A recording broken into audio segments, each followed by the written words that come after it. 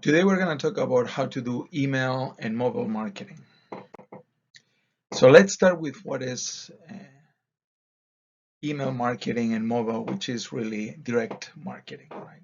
So what is direct marketing? It's the good old direct contact to the customer instead of using maybe some sort of channel like TV to just try to promote or message about a brand or a product.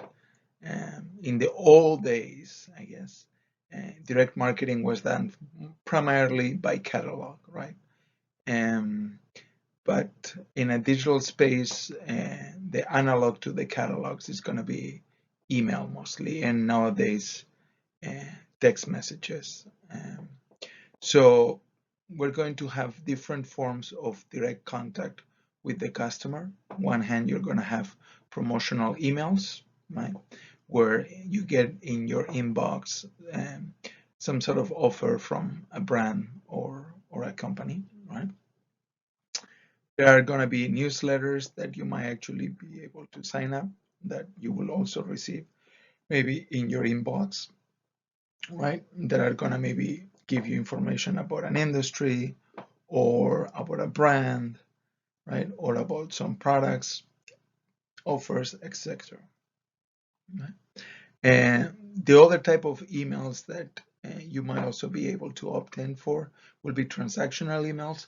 These are emails that, for example, you receive when you put in an order with a company, right? Those might have links in there that enable you to maybe go to their website and do some customer service or support, or maybe put in another order, right? So that's a type of email that is usually typically going to be automatically generated.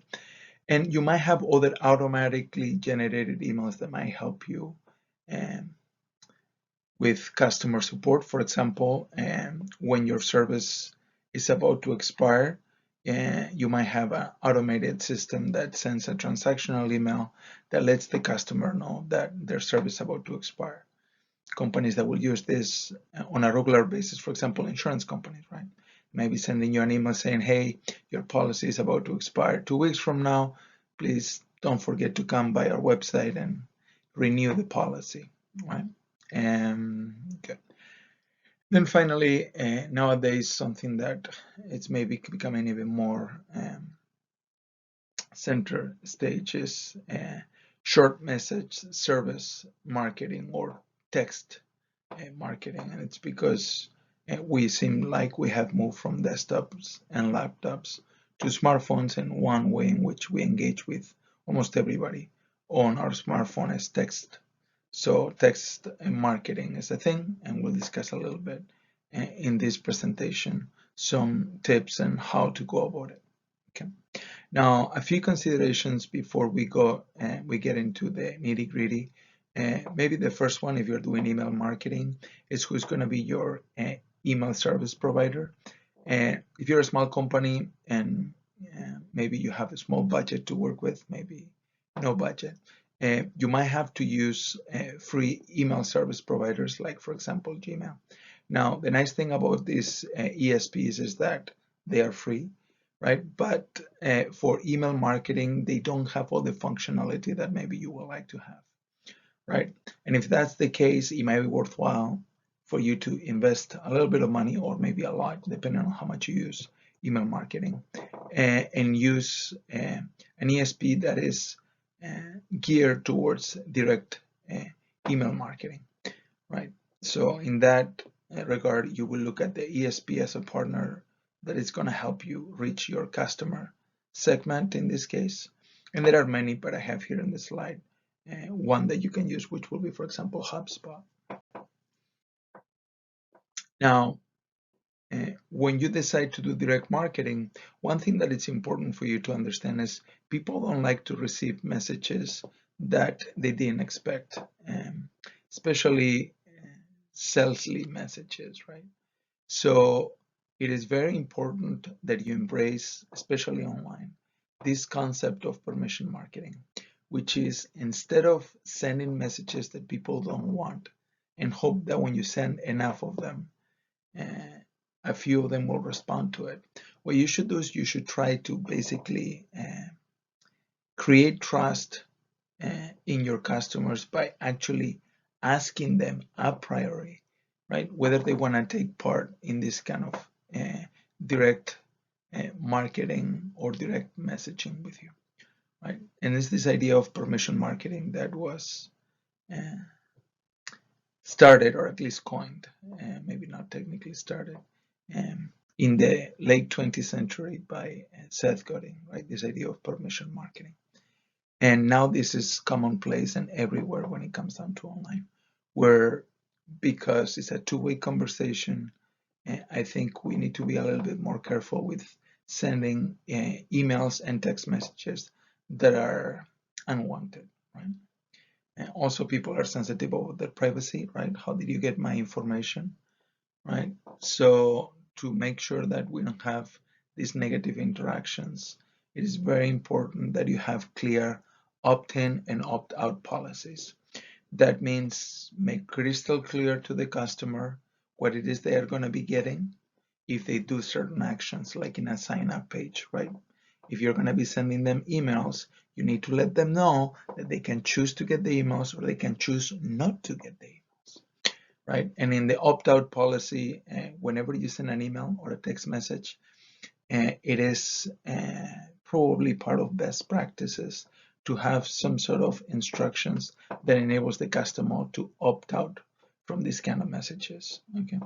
Because at the end of the day, sending messages to people that don't want the messages is only going to have a negative impact in the perception that these people have about your brand, and it's probably going to permeate to the rest of the ecosystem.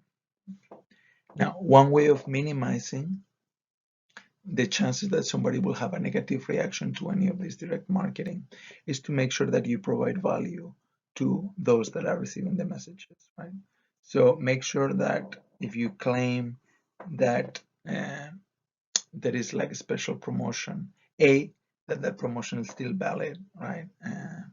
So very sure that you have dates that indicate when it's going to expire, etc., so that people are not disappointed when they go to your website by following the link that you have provided, right? But most importantly, make sure that you make offers that are actually valuable, right? Don't just make look-alike offers, things that look like they could be an offer, like I'm discounting my product 30%, when you typically can get the product without the link at 30% in your own website, right? There is no value on that, right? It's only valuable to those that don't actually see what's typically available in your website. So your loyal customers are going to see that there is no value in that message, and they might actually get disappointed or unhappy, or both, and then want to unsubscribe, right? At the end of the day, you need to look at this as a long-term relationship building, and to do that is absolutely essential that you build trust. To build trust, you need to make sure that people are getting messages that they actually value and that they actually want to get. Now, what about mobile? Well, it seems like everybody's on their smartphone these days, right? In fact, if you look at media consumption, it has shifted most dramatically in the last 20 years. Now we consume most of our media via this device, right? So what happens when you're in mobile? Well, when you're in mobile, the screen is a lot smaller, right? We were used to seeing things in a computer. Typical computer screen is somewhere between 14 and 20 inches, right? Whereas a typical smartphone screen is about 6.5 inches these days. And yes, I know there are bigger ones, but there are also smaller ones. That will be pretty typical. Now, going from 15 to 6 inches means that everything is going to be a lot smaller. So in a way, you're going to have to design as though everybody's handicapped, as though everybody's vision is not as good as it truly is, right? Because you're dealing with a small screen and everything is going to be obviously smaller because of that, right? Also, inputs are limited, right? Your fingers are the size that they are, and if there is a lot of text and links that you need to sort through to select a button, for example, you need to make sure that you design according to the fact that you are not as precise as you are with a mouse, for example. Okay? The input devices are different, and their precision, it's going to be maybe less than it will be in a desktop or laptop environment. And then you have another challenge of smartphones, although I guess this is also true of computers, but maybe to a lesser degree, is that there are no standard sizes, right? Not every smartphone is 6 inches in diagonal. And this is going to have issues with image rendering, where the text wraps, etc. Right? If you're sending an email. And there are multiple OSs. There are mostly two dominant OSs, right? iOS and Android, right? Although there might be a couple others, but they are a very small portion of the market, right? So because of all these issues, the way you actually design emails in mobile, it's maybe a little bit more challenging. Make sure that it's mobile friendly, right? We'll talk a little bit more about how to go about that. But at the end of the day, what that means is that you're going to have to do some testing, right? You're going to have to try to basically create your content in a way that it's most likely to render properly in all smartphones. That means for the most part, use a grid system for content and make sure that you leave some space in between so the text can wrap around properly. And if you have images, make sure that there is a description of what is in that image in text form, because a lot of email clients are going to block images, especially images of a non-trusted account, somebody who's not in the contact list of the person receiving the email, right? And because of all the challenges that I was alluding to before, this is going to have an impact on, the length of the email that you're going to use, typically shorter than maybe you will if it was in a different environment. And very important, your links should be spaced sufficiently that somebody can select them easily using their fingers as an input device. And that also means that your buttons, like if there are buttons to your social media channels, for example, right? So you can just go from your email to a social media post or feed, etc. Make sure that those buttons are large enough that they enable the average person, not you because you're a whiz, to get to that content easily and especially without frustrations. Remember, the more frustrations there is, the higher the cost for somebody to access any of the content, the lower the chances that any of the calls to action that you're going to include in your emails are going to be followed through. Good. Now, I'm going to walk you through mostly a common sense perspective on how to go and build this direct marketing process, right? The first thing you need to start with is your objectives. What is that you're trying to get out of this particular campaign, right? The goals that you might have might be different, right? We've alluded to this over and over and over again, but it's very important for you to understand that if your goal is to generate leads, the kind of email that you're going to write is going to be very different than if your goal is to actually close in sales, or if your goal is to generate traffic through your website.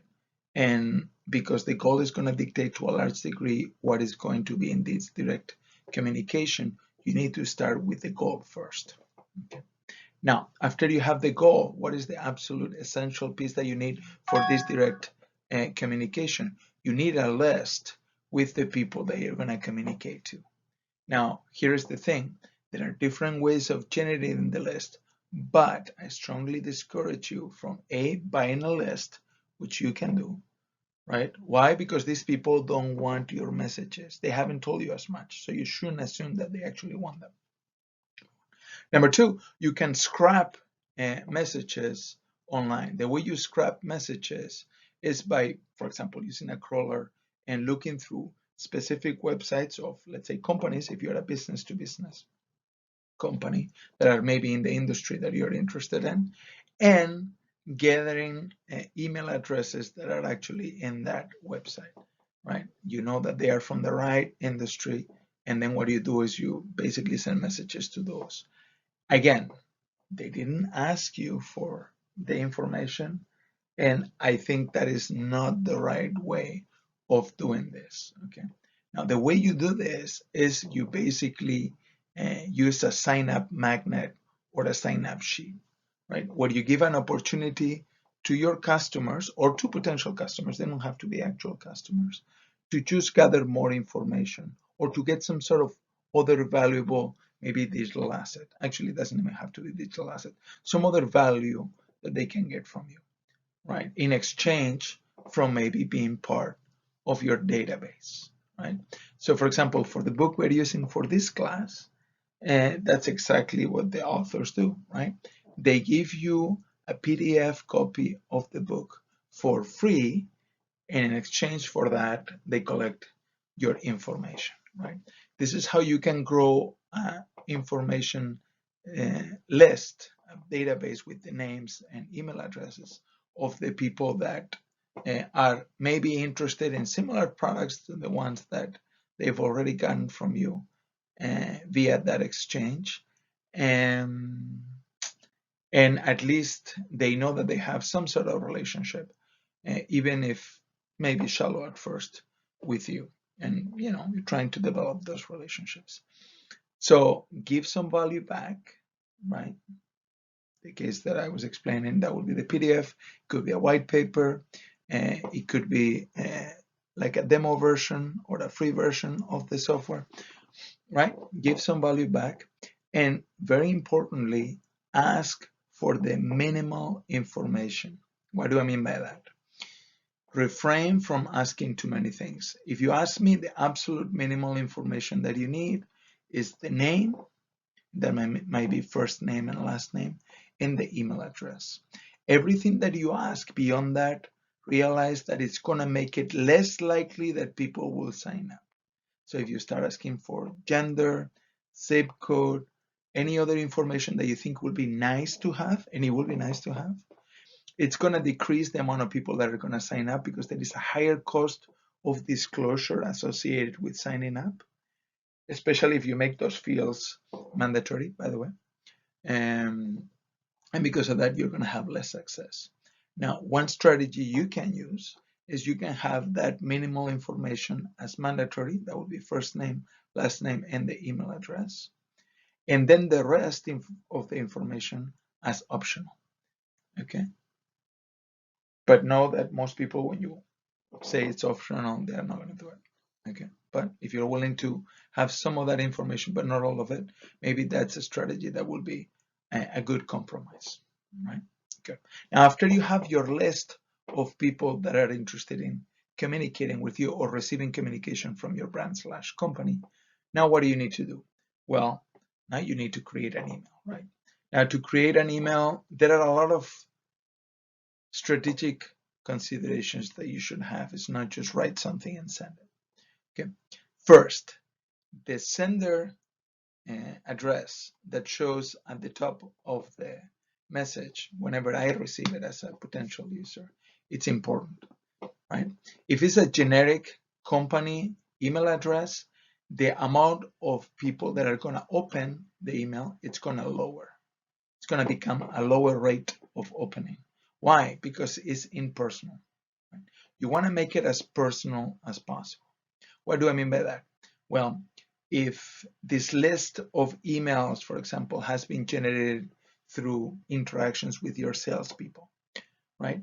Then you want to make sure that the name that showcases as the sender matches the person that the customer or potential customer has interacted with, right? That way will feel more personal, and because of that, they're going to be more likely to actually take a look at it, and hopefully more likely to follow through with the CTA.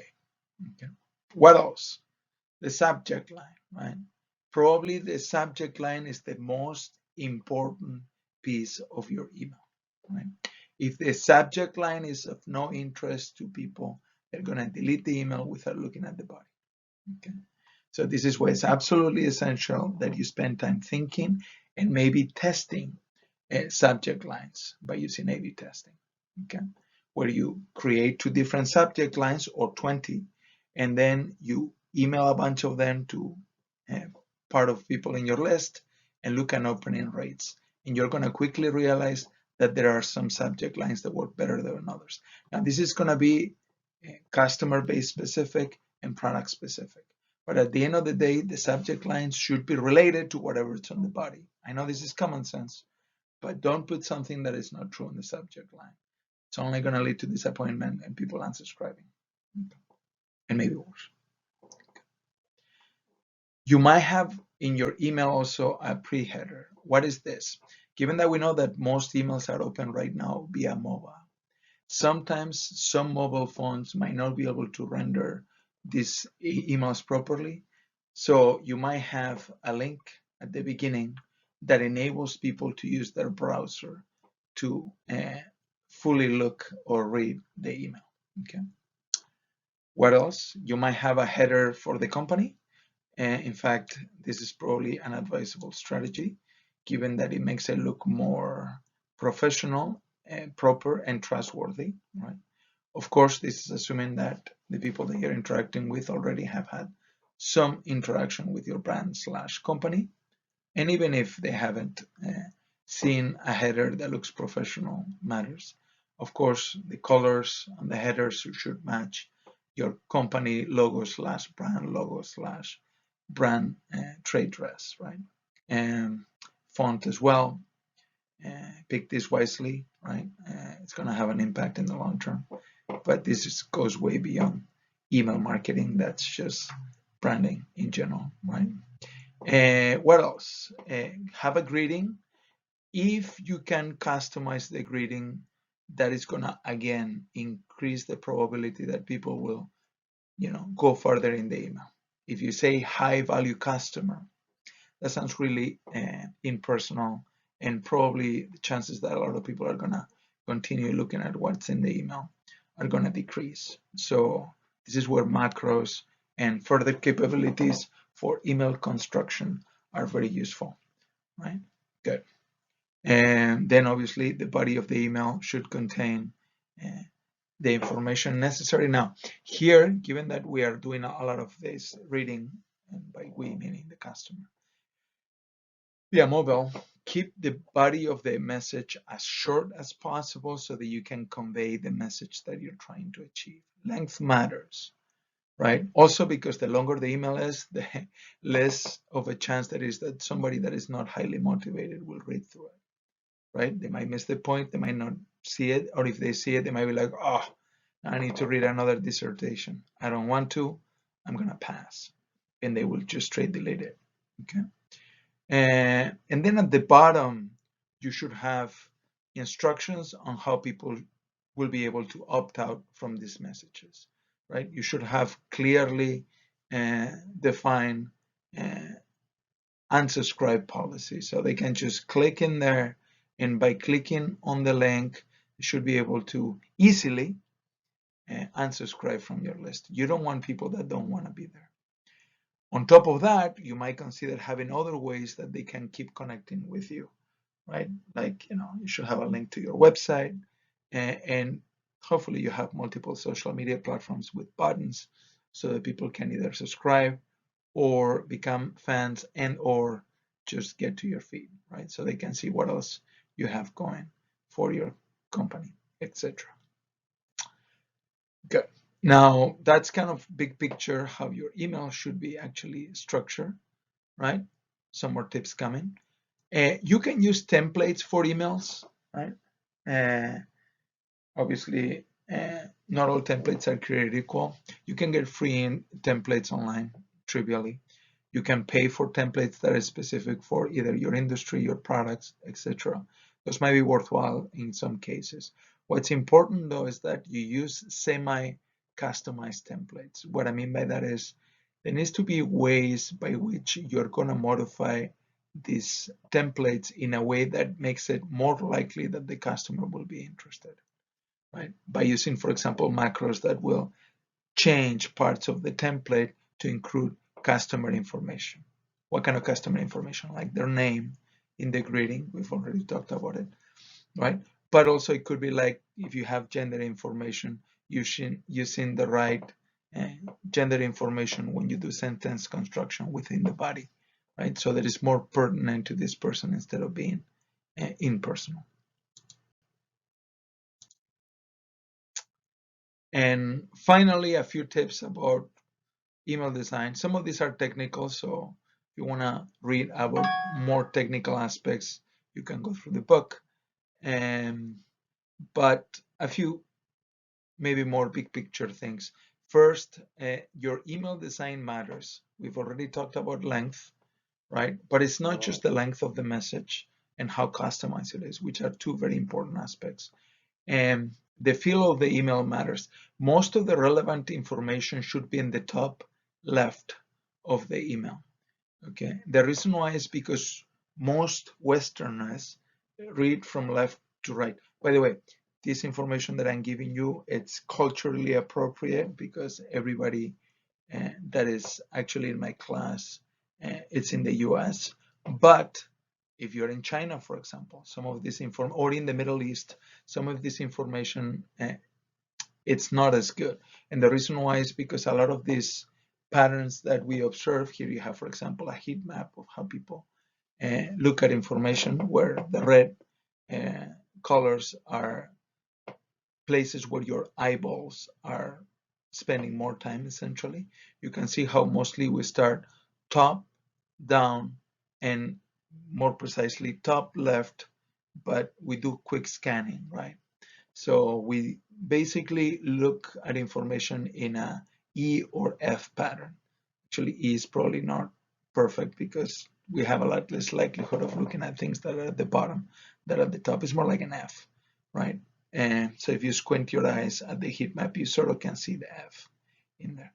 Now, what does this mean? That means if you put the most important information at the end and towards the right, a lot of people are going to miss it, right? So you need to put the important relevant information more towards the left of the message and more towards the top. Yeah. And crafting this so that it displays properly in messages is complicated because of the considerations we have already discussed, right? Not every screen is of equal size, and not all operating systems are critical. So you might have to do some testing and run the message that you're using through different clients and browsers and see whether it actually works properly in most of them. Maybe in all of them might be hard to do, right? That's one. Two, visual aspects of the email are important, right? If it's densely packed with a lot of information, people are going to think that it's going to be hard to read and they are going to quit earlier. Make it airy, have the information in the pattern that I alluded to, but use colors and images if possible. Now, images are tricky because not every client is going to display the images. Some, for security purposes, do not do so unless you're in the contacts list of the receiver. Okay, so if you're going to use images, which may be advisable because more and more clients are displaying the images as a default, make sure that the information that is conveyed by the image is also available in the form of text. Okay, so it's more like an add-on than it is the key point of the message, the image. I mean. Also, make sure that the font you use for the email is sufficiently large. This is especially important with this device, right?